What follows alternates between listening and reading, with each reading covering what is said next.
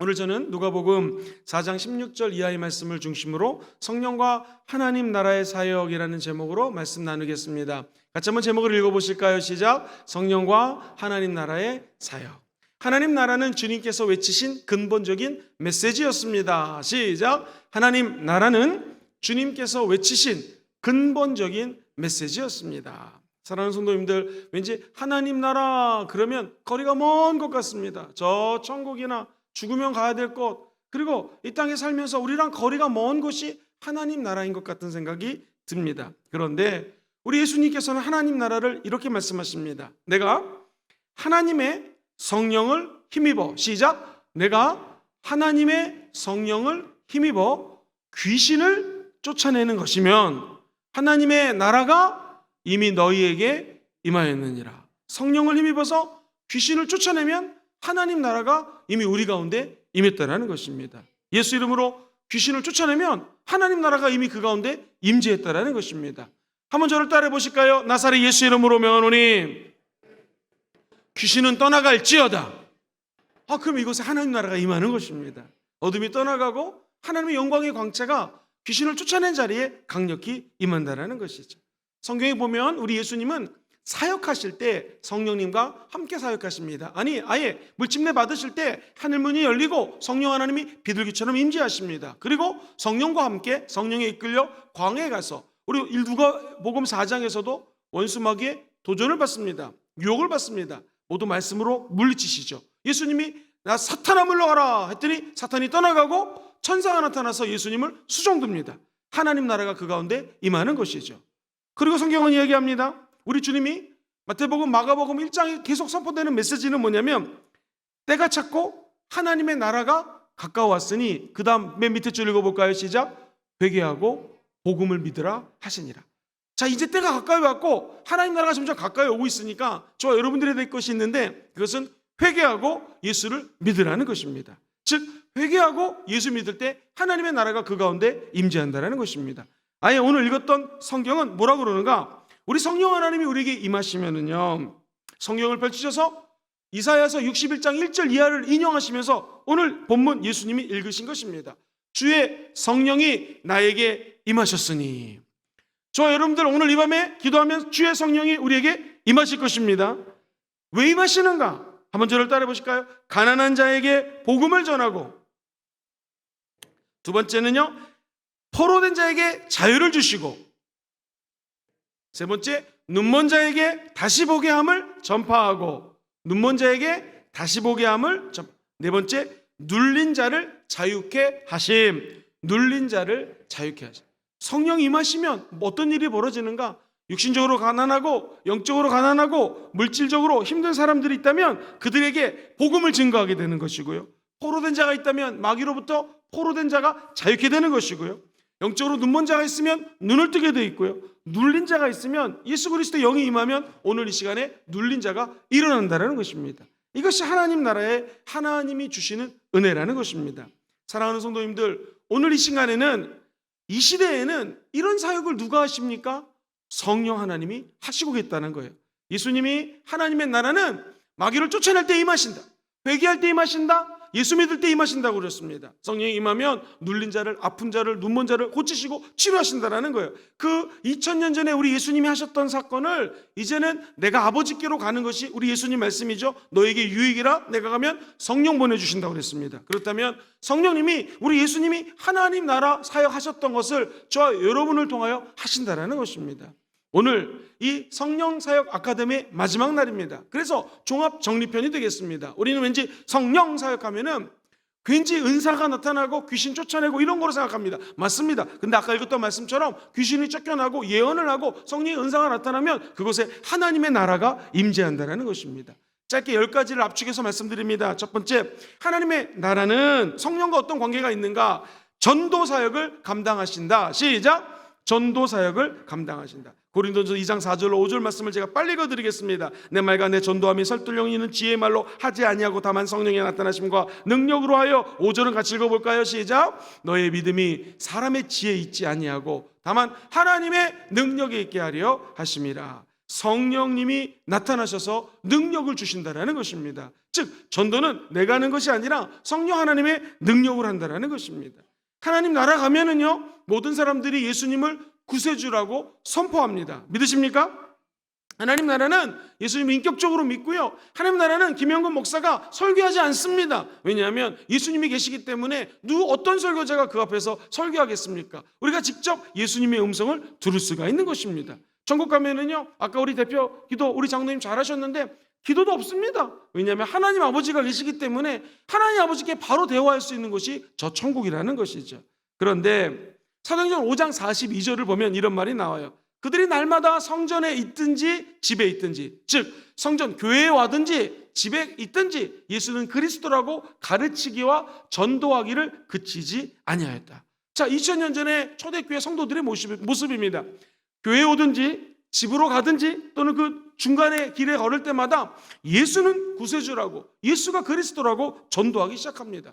사랑하는 성도님들, 하늘나라 가면은 예수 믿는 사람들만 존재하지만 지금 이 땅은 아직 믿지 않은 사람들이 많습니다. 특별히 부산에는 아직 예수 믿지 않은 사람들이 100명이면 95명 이상입니다. 5% 정도밖에 복음화율이 되지가 않습니다. 그러면 적어도 수없이 많은 영혼들이 저와 여러분들의 복음 전파 사명을 통하여 주님께 돌이키는 기적이 일어나게 될 줄 믿습니다. 엄격히 말하면 우리의 힘으로 되는 것이 아니라 누구의 힘? 성령 하나님의 능력으로 된다는 것이죠. 그래서 사도행전 28장 제일 마지막 절에는 이렇게 나와요. 31절 시작. 하나님의 나라를 전파하며 주 예수 그리스도에 관한 모든 것을 어떻게 해요? 담대하게 거침없이 가르치더라. 저 여러분들도 하나님의 복음 전파는 어차피 성령이 하시는 거기 때문에 담대하게 전하십시오. 그리고 예수가 살아계시고 그분이 구세주라는 것을 입술을 열어 고백하시게 되기를 주의 이름으로 축원드립니다. 그럼 우리가 하는 것이 아니라 성령님이 역사하십니다. 제가 다녔던 고등학교가 버스 365번이라는 게 있었는데 제 친구가 저희 학교에서 버스를 타고 두정거장을 가면은 큰 교회가 있었는데 아마 어떤 전도사님이셨는지 그 당시 교사였는지 고등학교 2학년 청년에게 이렇게 얘기를 했다고 합니다. 청년, 학생이었죠. 학생. 다른 거 다 헛되니까 예수님 꼭 믿어라고 얘기하면서 그분은 두정거장 가서 내리고, 그 당시 이제 이 고등학교 2학년 친구는 예수를 믿지 않은 상태였는데 너무 기분이 나빴대요. 왜 자기가 뭐라고 나한테 예수 믿으라고 하는가. 근데 그 고등학교 2학년 학생이 나중에 예수를 믿게 되었고 예수 믿으면서 기도를 하는데 그때 고등학교 2학년 때 선생님이 생각나더래요. 그 말씀이 가슴속에 호흡하면서 자기 영혼 속에서 씨앗을 내리고 약 4년 뒤 예수 믿고 성령 받은 사건을 간증한 것을 들은 적이 있습니다. 성도님들, 우리가 예수 믿으세요 전파하면 지금 당장 열매 없을 수 있습니다. 그런데 성령이 역사하면 우리 인간은 그 안에 영이 있기 때문에 이게 차곡차곡 자라게 되어 있습니다. 어느 날 임계점이라고 그래서 물이 99도까지는 절대로 안 끓다가 100도 되면 바글바글 끓여서 우리가 라면 끓여 먹지 않습니까? 그것처럼 어느 순간에 100도가 되면 예수 믿는 기적이 임하게 된다는 것이죠. 아기가 엄마 뱃속에 있을 때 10개월이 지나면 응애하고 태어나듯이 영적으로 태어난 날이 있게 된다는 것입니다. 그날과 그 시는 우리가 아무도 모릅니다. 근데 우리는 심고 물을 주고 예수를 증거하면 성령이 역사하셔서 자라게 하시고 때가 되면 임계점에 이르러서 그들이 예수 믿게 될 것입니다. 응애하고 어린아이가 태어나듯이 예수 믿는 기적이 임하게 될 것입니다. 우리는 그저 전도사역을 한다고 하는 것은 입을 열어 전파하는 것뿐이죠. 이 열매를 걷게 하시는 분은 성령님이시라는 거 잊지 않게 되기를 주의 이름으로 축원드립니다. 두 번째, 성령님의 하나님 나라에 대한 사역은 제자를 만드신다. 시작. 제자를 만드신다. 사도행전 11장 26절 보면 그들이 만났습니다. 안디옥에 데리고 와서 둘이 교회 1년간 모여서 큰 무리를 가르쳤고 제자들이 안디옥에서 비로소 그리스도인이라 일컬음을 받게 되었다. 안디옥 교회가 왜 중요하냐면 말씀 가르쳤습니다. 그랬더니 거기서 드디어 그리스도인, 영어로는 크리스천이라는 단어입니다. 그러니까 하나님의 말씀을 배우고 성령이 역사하면 그리스도인이 된다는 것입니다. 오늘날 교회는 명목상 그리스도인들 때문에 문제가 된다고 합니다. 무슨 말이냐면 그냥 예수 믿는다고 하는데 성령도 거하지 않고 그리고 하나님 앞에 기도하지도 않고 하나님 앞에 11조도 드리지 아니하고 헌신하지 않는 이런 크리스찬들을 명목상 크리스찬 또는 썬데이 크리스찬이라고 이야기를 합니다. 사랑하는 성도님들, 우리 주님은 어떤 분이신가? 이런 명목상 크리스찬도 하나님이 부르셔서 훈련시켜 주시면 제자로 만들어준다는 것입니다. 제자가 늘어나는 거 사도행전 6장 7절은 이렇게 묘사하죠. 하나님의 말씀이 점점 왕성해졌습니다. 예루살렘에 있는 제자의 수가 더 심히 많아지고, 그 다음 같이 읽어봐요. 시작. 허다한 제사장의 무리도 이 도에 복종하니라. 이 도가 뭡니까? 십자가의 도입니다. 그 당시 지식적으로 하나님을 알았던 율법 학자들, 제사장들도 드디어 십자가의 도에서 이해를 합니다. 왜 그럴까요? 제자가 많아졌기 때문입니다. 목사님, 어떻게 하면 제자가 될 수 있겠습니까? 한번 따라해볼까요? 열매를 맺어야 됩니다. 성경에 보면 요한복음 15장 8절에 이렇게 말씀을 해요. 시작. 너희가 열매를 많이 맺으면 내 아버지께서 영광을 받으실 것이요, 너희는 내 뭐가 돼요? 제자가 돼요. 여기서 열매는 물론 성령의 열매입니다. 여기서 열매는 또한 복음의 열매입니다. 전도의 열매입니다. 내가 하나님께 심은 거 하나님께서 거둬주시고 열매 맺는다라는 것이죠. 어떻게 하면 내가 우리 예수의 제자가 될 수 있을까요? 두 번째, 한번 따라올까요? 사랑하면 제자가 됩니다. 사랑하면 제자가 됩니다. 요한복음 13장 35절 읽어봅니다. 시작. 너희가 서로 사랑하면 이로써 모든 사람이 너희가 내 제자인 줄 알리라. 성령이 우리 안에 들어오시면은요, 성령의 열매를 맺게 하십니다. 성령이 우리 안에 들어오시면 사랑하게 합니다. 오늘 이 말씀으로 빌려서 얘기하자면, 하나님이 우리 안에 들어오셔서 성령이 역사하셔서 열매를 맺고 사랑을 하게 되면 제자가 된다는 거예요. 그 다음에 말씀은요, 하나님의 아들 예수의 말씀을 따라가면 제자가 된다고 합니다. 요한복음 8장 31절 같이 읽어봅니다. 시작. 그러므로 예수께서 자기를 믿은 유대인들에게 이르시되 너희가 내 말에 거하면 참으로 내 제자가 된다. 우리 예수 그리스도는 말씀하시는 분입니다. 오늘 주의 음성을 들을지어다 만약 우리가 그 말씀 안에 거하면 제자가 된다는 거예요. 그래서 이런 생각을 해봤습니다. 제자 되는 거 열매 맺어야 돼요? 어디 가서 막 사랑해야 돼요? 말씀 안에 쏙 들어가야 돼요? 이거 쉽지 않습니다. 제자 되는 것도 성령이 역사하시면 제자 될 수 있다는 것입니다. 저는 바라기는 우리 순복음 금정교회 전 성도님들이 어떤 개인의 제자, 김영근 목사의 제자, 여기에 있는 무슨 전도사님 목사님들의 제자가 아니라 다 예수님의 제자가 되시기를 주의 이름으로 축원드립니다. 누구의 힘을 힘입어? 성령의 힘을 힘입어 가능하다는 것입니다. 그러면 하나님의 나라는 확장될 수밖에 없겠죠. 세 번째입니다. 성령과 하나님의 나라는 성령이 임하시면 치유 사역을 감당하신다. 시작. 치유 사역을 감당하신다. 여기는 성경에 대한 예가 너무나 많습니다. 예를 들면 마태복음 14장 14절 같이 읽어보겠습니다. 시작. 예수께서 나오사 큰 무리를 보시고 불쌍히 여기사 그 중에 있는 병자를 어떻게 해요? 고쳐. 세 가지입니다. 예수님이 모였을 때 역사하십니다. 큰 무리를 봤어요. 두 번째, 예수님이 불쌍히 여기시면 치료해 주십니다. 세 번째, 제일 중요한 것인데요, 그 중에 병자들이 있었는데 주님이 그 병자 한 사람 한 사람들을 불쌍히 여기셔서 병자란 병자는 다 고쳐주십니다. 여러분 오늘 금요철에 왔을 때 주님이 치료해 주십니다. 두 번째, 우리 주님이 불쌍히 여기시면 치료해 주십니다.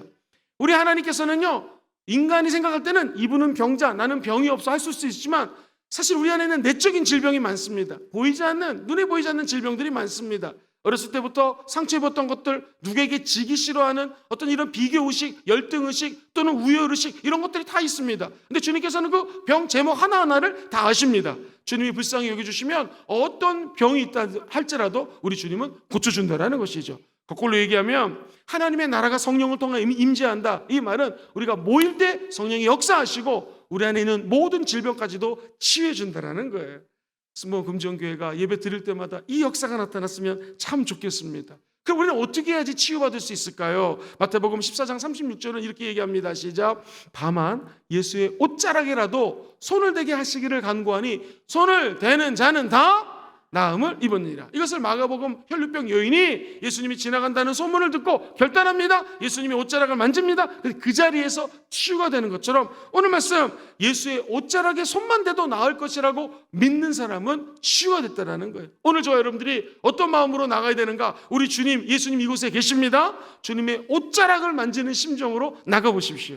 좀 이따 기도할 때 주님이 이곳에 계신다면 내가 옷자락을 만집니다 라는 심령으로 앞에 나와서 기도하면 성령님이 반드시 역사해 주실 줄 믿습니다. 치유사역은 예수 그리스도의 중심적인 사역이었습니다. 치유사역은 사람을 긍휼하게 주시는 하나님의 본성으로부터 시작됩니다. 결국 치유는 하나님의 뜻입니다. 시작. 치유는 하나님의 뜻입니다. 특별히 육체만 치료되는 것이 아니라 영과 혼과 관계까지도 치유되시기를 주의 이름으로 축원드립니다. 그러면은 치유가 되면 어떤 일이 벌어지는가? 마가복음 3장 34절에는 평강이 임한다고 얘기합니다. 시작. 예수께서 이르시되 가라, 내 믿음이 너를 구원하였으니 평안히 가라. 네 병에서 놓여 건강할지어다. 이 혈류병 여인에게 한 말인데요. 딸아, 네 믿음이 너를 구원했다. 혈류병 여인은 자기 병만 치유되는 줄 알았더니 구원까지 선물로 받습니다. 그런데 구원보다 더 중요한 게 마음의 평강이거든요. 우리 주님이 평안히 가라. 저 여러분들이 오늘 예수님을 만나시고 다 구원받게 되기를 축복합니다. 그리고 철야 예배 끝나고 집으로 갈 때는 평안히 돌아가시기를 바랍니다. 축복 중에 제일 큰 축복은 마음의 평강인 줄 믿습니다. 오늘 평강의 축복이 임할지어다. 목사님 기도하는데 언제 응답받는 걸 알 수 있을까요? 마음이 평안하면 응답입니다. 오늘 마음의 평강이 우리 가운데 임재할지어다. 네 번째입니다. 성령과 하나님의 나라는 은사 공동체를 세우신다. 같이 한번 읽어보실까요? 은사 공동체를 세우신다. 시작! 은사 공동체를 세워주십니다. 그리스도의 증거가 우리 가운데 견고하게 되면은, 쉽게 해서 예수님이 살아계시다 이걸 견고하게 믿고 우리가 간증을 하면은요, 고린도전서 1장 7절은 이렇게 얘기해요. 너희 모든 은사에 부족함이 없어서 우리 주 예수 그리스도의 나타나심을 기다린다. 우리 은사에 부족함이 있다 없다? 없다라는 거예요. 은사 공동체가 되면은 우리 주님이 다시 나타나나를 기다리게 된다는 것이죠. 그러면서 8절에 이렇게 말씀하십니다. 8절 시작. 주께서 너희를 우리 주 예수 그리스도의 날에 책망할 것이 없는 자로 끝까지 어떻게 해요? 견고하게 된다. 은사는 하나님이 우리에게 주신 선물입니다. 은사를 통하여 우리는 신앙의 덕을 쌓을 수가 있고요. 신앙의 덕을 쌓다 보면은 저희들이 견고해진다는 것입니다. 우리 순복음금정교회 모든 성도님들에게 성령의 은사가 임할지어다. 그러면 강건해지고 견고해지는 하나님의 백성들이, 오늘 여기 200~300명이 모여있다면 200~300명 모여있는 이 성도 한 사람 한 사람들이 견고해짐으로 말미암아 우리 순복음금정교회가 강력해지고 건강해지고 하나님의 은총이 머무는 거룩한 은사 공동체가 될 줄 믿습니다. 성경에 보면 각 사람에게 성령이 왜 나타나시는가? 고린도전서 12장 7절 말씀만 읽어보겠습니다. 시작. 각 사람에게 성령을 나타내심은 어떻게 하기 위해서요? 유익하게 하려 하십니다. 성령이 우리 가운데 임하시면 유익해집니다. 그러면서 8절에 우리가 잘 아는 지식의 은사, 지혜의 은사, 영분별의 은사, 방언의 은사, 방언 통변의 은사, 이런 12가지 은사에 대해서 언급을 하고 계십니다. 다시 말해서 성령이 임하시면 저와 여러분들을 유익한 곳으로 인도하십니다. 한 사람 한 사람들이 은사를 받아서 건강한 공동체, 은사 공동체를 우리가 세우는 것이 아니라 누가 세워주셔요? 성령님이 세워준다는 것입니다. 다섯 번째입니다. 교회를 하나 되게 하신다. 시작. 교회를 하나 되게 하신다. 제가 좋아하는 말 에베소서 4장 3절 4절 말씀입니다. 아주 기가 막힌 말씀이 적혀져 있어요. 같이 읽어볼까요? 시작. 평안에 매는 줄로 성령이 하나 되게 하신 것을 힘써 지키라. 4절 시작. 몸이 하나요. 성령도 한 분이시니 이와 같이 너희가 부르심의 한 소망 안에서 부르심을 받았다. 여기 보시면 성령이 하나 되게 하신 것을 힘써라. 몸도 하나고 성령도 한 분이시고 너희가 부르심의 한 소망 안에서 부르심을 받았다라는 거예요. 그러니까 은사는 다 틀립니다. 어떤 사람은 영분별의 은사, 어떤 분들은 방언 타시고 어떤 분들은 믿음의 은사, 다 틀리죠. 근데 성경은요, 성령님이 은사를 각자 주겠지만 한 사람 한 사람들을 하나 되게 한다는 거예요. 몸이 하나인 것처럼 성령도 하나라는 것이죠. 여러분이 순복음금정교회 금요철야 필요합니까? 안 필요합니까? 필요합니다. 뜨겁게 기도하고 방언 받고 성령 충만한 금요철야 필요합니다. 그렇다면 수예배처럼 말씀 공부하는 예배 필요할까요? 필요하잖아요. 필요합니다. 말씀 와서 공부하시고 기도하시고 이런 예배 필요하죠. 새벽기도 오셔가지고 조용한 시간에 주님과 만나는 시간 필요합니다. 이처럼 교회는 여러 예배가 있습니다. 왜 그럴까요? 하나 되기 위하여. 그 교회 예배 하나하나가 모여서 순복음금정교회라는 전체 예배를 이룬다는 것이죠. 우리 순복음금정교회 키가 180인 분도 계십니다. 키가 작은 분도 계십니다. 몸이 건강한 분도 계십니다. 표현이 건강한 것인지 넓은 분도 계십니다. 그리고 그렇지 않은 분도 계십니다. 제가 말하면 오해하지 마세요. 신체적으로 다 틀립니다. 은사도 틀립니다. 다 틀려요. 그런데 하나님께서 우리를 육체도 틀리고 몸도 틀리고 생각도 틀리고 가정환경도 틀리고 아마 고향도 틀립니다. 서울 사람, 부산 사람, 전라도 사람 다 틀릴 거예요. 근데 여기다가 하나로 모으셨어요. 왜 그랬을까요? 이곳에서 성령님이 하나 되게 한다는 거예요. 여러분 보세요. 이 교회가 참 재밌습니다. 저는 이제 사역을 아직 20몇 년밖에 아직은 좀 젊은 종이지만 가만히 보면 재밌습니다. 이 교회가요, 주의 종들도 다 컬러가 틀립니다. 은사가 틀려요. 어떤 주의 종은 찬양을 잘하고 어떤 주의 종은 또 설교를 잘합니다. 어떤 주의 종은 기도를 열심히 합니다. 어떤 주의 종은 또 행정의 능력이 있어요. 어떤 주의 종은요, 앞에 나가서 성도들을 잘 이렇게 불러불러 할 수 있습니다. 근데 어떤 주의 종은 또 조용히 가서 안아주고 감싸주고 기도해주고 탁월합니다. 그러면 모든 주의 종이 다 설교를 잘하고 불러불러 한다? 물론 뜨거워지겠지만 누군가 또 소외가 되고 외로울 때 어떤 분이 가서 개인적으로 챙겨줘야 되지 않겠습니까? 어떤 교회건 주의 종의 은사가 다 틀려요. 그래서 그게 한 공동체를 이루는 것이죠. 예를 들면 우리 스모원 금정교회에 오성 캠프처럼 뜨거운 프로그램도 필요합니다. 또한 개인적으로 만나서 커피숍에서 얘기하고 감싸주고 그분을 위로해주는 그런 시간도 필요한 것이죠. 중요한 건 뭐냐면 교회가 하나가 돼야 됩니다.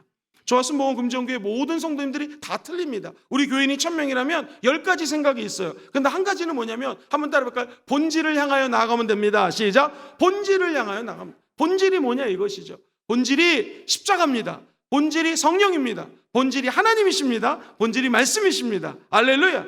이것 따라가면 됩니다. 그러면 조금 색깔이 틀려도 본질하고 벗어나지 않는다면 가면 되는 것이죠. 하나님 나라는 다양한 사람들이 여러 가지 방법으로 하나님을 섬깁니다. 그런데 그분들이 하나가 돼야 된다는 거예요. 저는 목회하면서 제일 기도 제목을 많이 갖는 것이, 제가 많이 교회를 탐방했는데 언제 교회가 힘들어지는가? 장로님들이 둘로 나눠지면 교회가 나눠지더라고요. 성도들이 하나가 되지 않고 어떤 한 이슈에 대해서 여러 가지 얘기가 나오면 그 교회가 어려워지더라고요. 그래서 저는 바라기는 제가 목회할 동안에 우리 순복음전교회가 하나가 됐으면 좋겠습니다. 중요하지 않은 것, 천국 가는데 지장 없으면 다 제껴버리시고 천국 가는 게 제일 중요합니다. 십자가, 복음, 예수, 성령 이거 붙들고 나아갈 때 하나님은 우리 교회가 끝까지 하나 되는 역사를 일으켜 주실 것입니다. 6번째, 따라해볼까요? 예배 공동체를 만드신다. 시작. 예배 공동체를 만드십니다. 성령님이 역사하시면 예배하는 자들이 영과 진리로 예배할 수 있도록 하세요. 그 말은 무엇인가? 성령님은 교회에 하나님의 사람들을 불러 모으십니다. 교회라고 하는 것은 세상으로부터 부름받은 사람들이 모여서 예배드리는 공간이 바로 이 교회 예배당입니다. 이것을 좀 어려운 말로 에클레시아라고 하는 표현을 씁니다. 부르심을 입은 자들, 세상에서 있지 않고 하나님 교회로 모인 자들, 이렇게 모이는 구조가 교회면서 플러스 더하기 흩어지는 구조가 또 교회입니다. 다시 말해서 예배당에 모여서 예배드리고 영과 진리로 충만해진 다음에 밖으로 나가서 다시 성령의 힘을 힘입어 진리를 전파하는 것입니다. 그리고 다시 모여서 예배드리고, 모이는 구조, 흩어지면 구조. 이것을 옛날 우리 어르신 목사님들은 모이면 기도하고 흩어지면 전도하고 이렇게 표현한 것이죠. 우리가 모여서 예배드릴 때마다 성령이 임할지어다, 말씀의 진리가 임할지어다, 여기 은혜 받고 나가서 또 복음 증거하는 것이죠. 또 모이는 것이죠. 우리는 이것을 예배 공동체라고 합니다. 이렇게 대규모로 모이는 것을 공동집회 또는 공예배라고 표현하고요. 집에서 모이는 것을 가정예배라고 하고요. 홈셀 모임 있죠. 구역예배 있습니다. 가정끼리 모이는 것을 또 구역예배라고 합니다.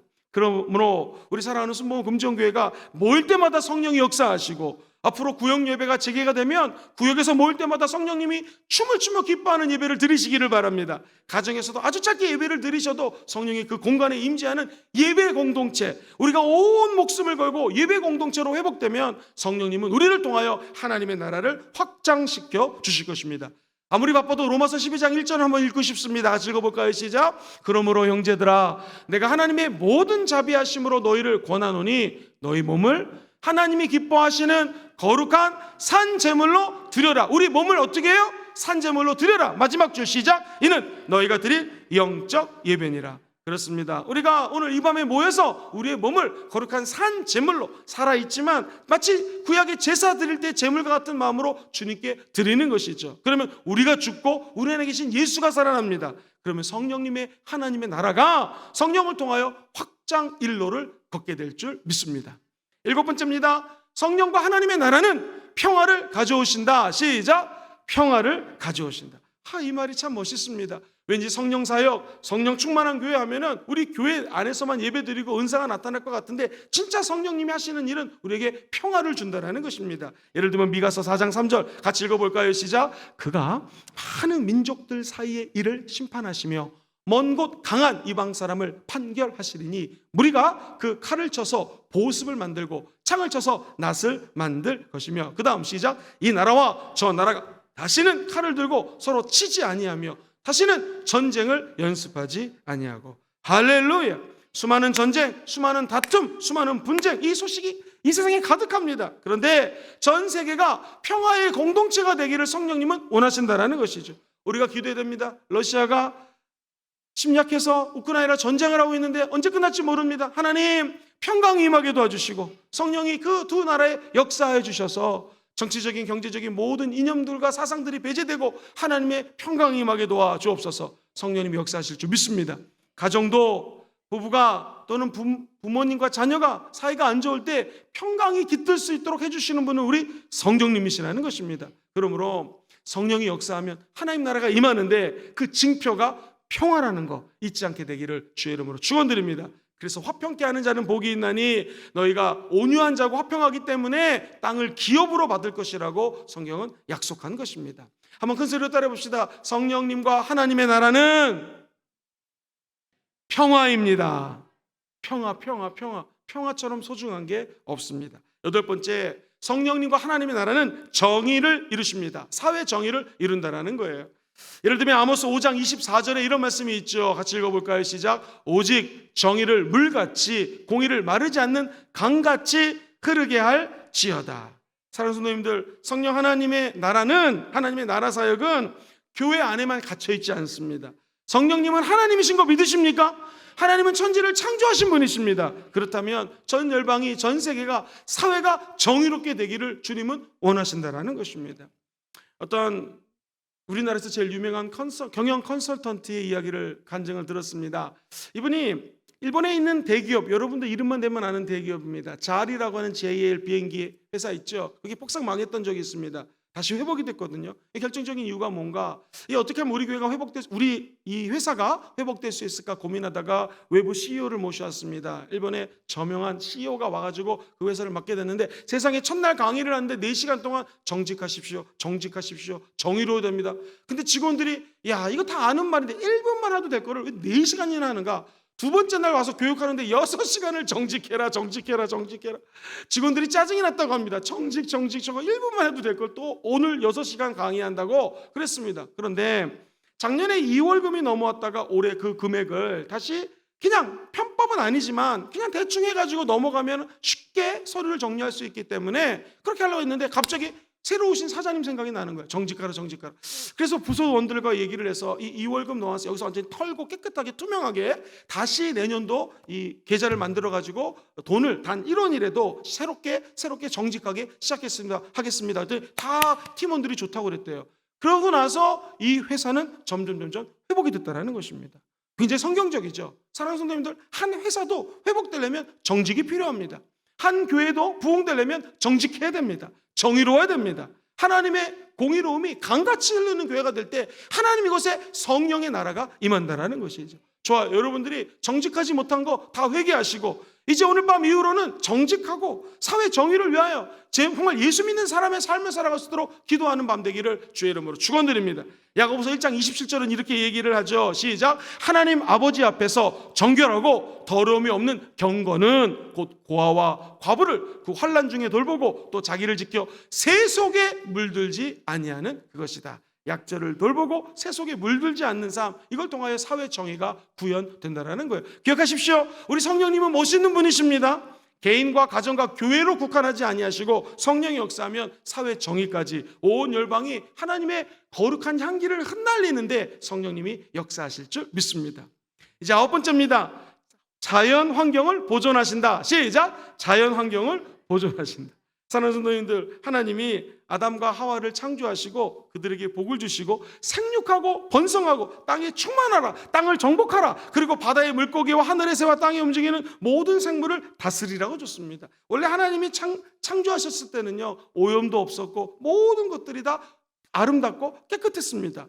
천지를 창조하실 때 자연을 다 만드시고 마지막에 만든 것이 우리 인간이었죠. 왜 만들었을까요? 모든 것들이 생육하고 번성하고 다스리고 정복하고 모든 바다에 있는 것들과 땅에 있는 것들을 다스리라고 주셨다는 것입니다. 그런데 우리 인간에게 죄가 들어왔습니다. 그 영혼이 죽고 환경까지 죽게 됐습니다. 그래서 우리 하나님께 나가는 길도 막히게 되었고 저주 가운데 살게 되었죠. 그런데 이게 웬 은혜입니까? 예수님이 이 땅에 오셔서 영적인 저주를 회복시켜 주셨습니다. 환경적인 저주도 다 치료해 주셨습니다. 그러므로 이제 성령을 모시고 사는 사람들에게는 자연 환경까지도 보호해 주시는 은혜가 임한다라는 것이죠. 제가 가끔 가다가 요 산 뒷산을 많이는 못 올라가고 조금 올라가면서 기도를 합니다. 그러면 어르신들 중에서 누가 버린 쓰레기를요 줍는 분위기 있어요. 참 멋있다. 저도 몇 개 주웠는데요. 산 올라가다가 자연이 쓰레기에 있으면 나쁜 결과를 초래하지 않겠습니까? 땅에 찌는 거, 줄어주는 거. 그게 바로 하나님의 마음이라는 것입니다. 사랑하는 성도님들, 예수 믿는 사람은 자연 환경도 성령과 함께 보존하고 아끼는 사람들이 되어야 될 줄 믿습니다. 마지막입니다. 성령과 하나님의 나라는 사랑의 공동체를 만들어주신다는 것입니다. 사도행전 4장 32절 말씀을 한번 큰 소리로 읽어봅니다. 시작. 믿는 무리가 한 마음과 한 뜻이 되어 모든 물건을 서로 통용하고 자기 재물을 조금이라도 자기 것이라 하는 이가 없었더라. 유무상통했다라는 것이죠. 성령이 임하니까 그들의 삶이 변했습니다. 내 것, 네 것 따지지 않고 있는 것들을 나눠줬다라는 것이죠. 사랑하는 성도님들, 우리 신봉원 금지원교회 모든 성도님들이 하나님의 은혜 가운데 우리 훌륭한 장로님들, 권사님들, 안수 집사님들이 모범을 보여주는 것처럼 베풀 때는 아낌없이, 그리고 욕을 얻어먹을 때는 정말로 하나님의 사랑이 넘쳐가지고 하나님의 은혜 때문에 그 사람은 절대로 욕할 수 없는 그런 사랑이 넘치는 사람들 되시기를 주의 이름으로 축원드립니다. 그러면 우리 영혼이 잘 되고 범사가 잘 되고 강건한 성령의 은총을 입게 될 것입니다. 우리 성령 하나님께서 이 땅에 임하시면 개인과 가정과 교회를 넘어서 전 열방까지도 치유하시고 하나님 나라로 자리매김해 주실 줄을 믿습니다.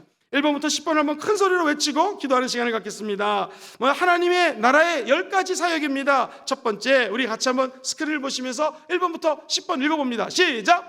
전도 사역을 감당하신다. 2번, 제자로 만드신다. 3번, 치유 사역을 감당하신다. 4번, 은사 공동체를 세우신다. 5번, 교회를 하나 되게 하십니다. 6번째, 예배 공동체를 만드신다. 7번, 평화를 가져오신다. 8번, 사회 정의를 이루신다. 9번, 자연 환경을 보존하신다. 10번, 사랑의 공동체를 만들어 주십니다. 할렐루야! 이 은혜가 함께 있을지어다.